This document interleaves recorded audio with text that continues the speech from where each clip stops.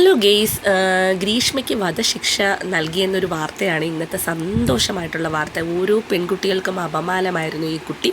വളരെ ക്രൂരമായിട്ടാണ് ആ ഷാരോണിനെ ഈ കുട്ടി വധിച്ചത് എന്നെല്ലാവർക്കും അറിയാം. പക്ഷേ ഇതിൻ്റെ അമ്മയെ വിട്ടയച്ചത് ഒരു കാരണവശാലും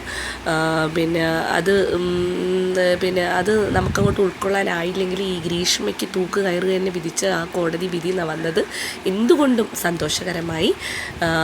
ഷാരോണിൻ്റെ അമ്മയ്ക്കും അച്ഛനും ഇതിൽ സന്തോഷിക്കാം.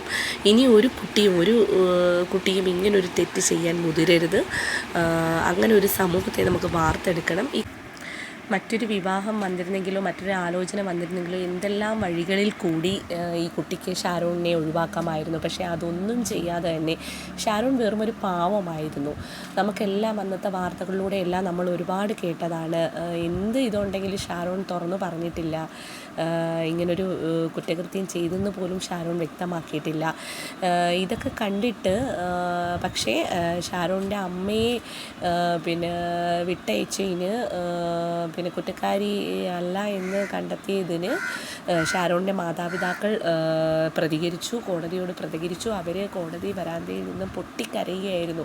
അവർക്ക് നഷ്ടമായത് അവരുടെ മകനെയാണ്. ഈ കുറ്റകൃത്യം ഒരു തെറ്റും ചെയ്യാതെ ഈ കുറ്റകൃത്യം ചെയ്തവരെ എന്തായാലും ഏതൊരു അമ്മയും അച്ഛനായാലും അവരെ തൂക്കിക്കൊല്ലണമെന്നോ അല്ലെങ്കിൽ അവരെ ഓൺ ദ സ്പോട്ടിൽ ഇല്ലാതാക്കണമെന്ന് മാത്രമേ നമ്മൾ ഓരോരുത്തരും ചിന്തിക്കൂ. അത് മാത്രമേ ഷാരോണിൻ്റെ മാതാപിതാക്കളും ചിന്തിച്ചിട്ടുള്ളൂ അല്ലേ. എന്തായാലും ഇങ്ങനെ ഒരു സമൂഹത്തെ നമുക്ക് വേണ്ട.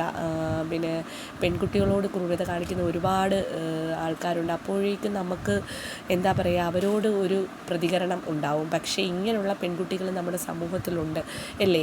അപ്പോൾ ഇതിനൊക്കെ എന്താണ് നമ്മൾ മറുപടി പറയേണ്ടത്? ഇങ്ങനെയുള്ള ആ ലോകത്തെ നമുക്ക് ഇല്ലാതാക്കണം. ഇങ്ങനെയുള്ള ലോകം നമുക്ക് വേണ്ട. ഇങ്ങനെയുള്ളൊരു സമൂഹം നമുക്ക് വേണ്ട. നമുക്ക് നേരിൻ്റെ പാതയിലൂടെ നമുക്ക് ഇനിയെങ്കിലും നയിച്ചങ്ങോട്ട് മുന്നോട്ട് പോകണം. അങ്ങനെയൊക്കെയുള്ള കാര്യങ്ങളാണ് മുന്നോട്ട് നടന്നത്. എന്തായാലും ഇങ്ങനൊരു വിധി വന്നതിൽ നമ്മൾ കേരളീയർക്ക് ഒരുപാട് സന്തോഷമുണ്ട്. എന്നെപ്പോലെ തന്നെ ഓരോരുത്തരും സന്തോഷിക്കുന്നു എന്ന് എനിക്കറിയാം.